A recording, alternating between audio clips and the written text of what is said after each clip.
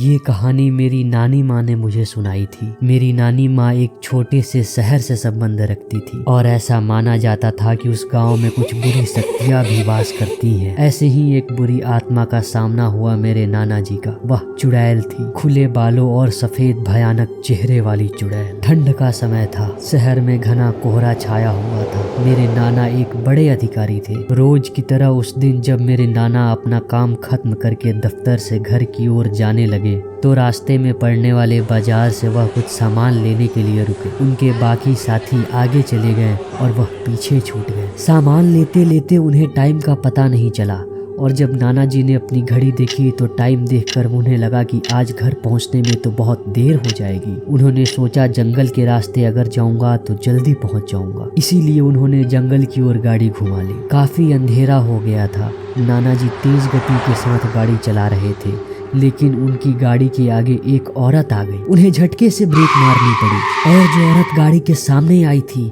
वह बहुत जोर जोर से रो रही थी। नाना जी को लगा कि वह किसी मजदूर की पत्नी होगी जो रास्ता भटक गई है। रास्ता सुनसान था, इसीलिए उन्होंने सोचा कि इस महिला की मदद की जाए। उन्होंने उस औरत से पूछा कि वह यहाँ अकेले क्या कर रही है। उसने कोई जवाब नहीं दिया और जोर जोर से रोने लगी। ऐसा लग रहा था मानो सारा जंगल उसकी आवाज से गूंज रहा हो। नाना जी ने पूछा कि उसका घर कहाँ है, तो भी वो कुछ नहीं बोली। फिर मेरे नाना जी ने उसे बोला कि तुम मेरे साथ मेरे घर चलो, सुबह होते ही तुम्हें तुम्हारे घर छोड़ दूंगा। वह नाना जी के साथ चलने के लिए तैयार हो गई और गाड़ी के पीछे वाली सीट पे बैठ गई। रीति रिवाज के कारण उसने अपने सर पे घूंघट डाल रखा था, जिसकी वजह से उसका चेहरा छुपा हुआ था। घर पर सब नाना जी का इंतजार कर रहे थे। जैसे ही गाड़ी की आवाज आई सब भागकर इकट्ठा हो गए। जब उस महिला के बारे में पूछा गया तो नाना जी ने सारी कहानी बताई। नाना जी ने कहा कि आज खाना यही बना देगी, लेकिन मेरी नानी माँ को उस महिला पे शक हो गया। उन्हें लगा यह कोई चोर है जो घर का सामान चुरा कर भाग जाएगी।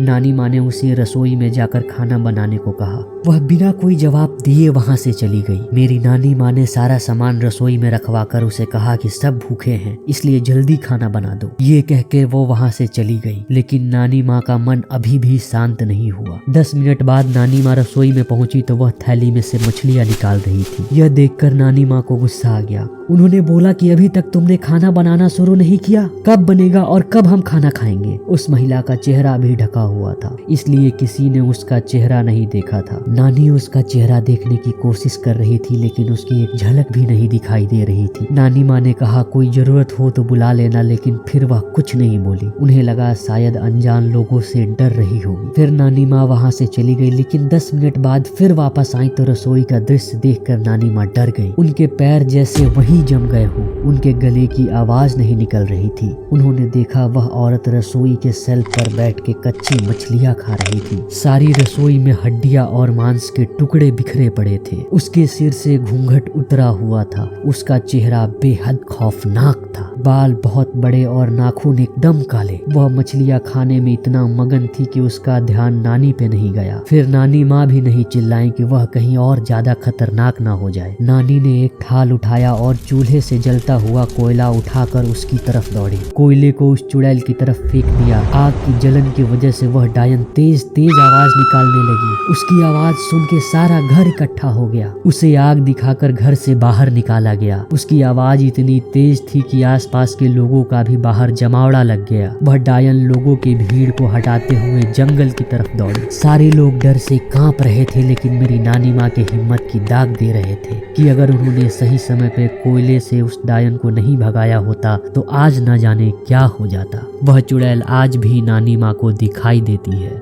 ऐसी ही डरावनी और रोचक कहानियों के लिए चैनल को सब्सक्राइब कर लीजिए। फिर मिलेगा आपसे ये आपका स्टोरी टेलर।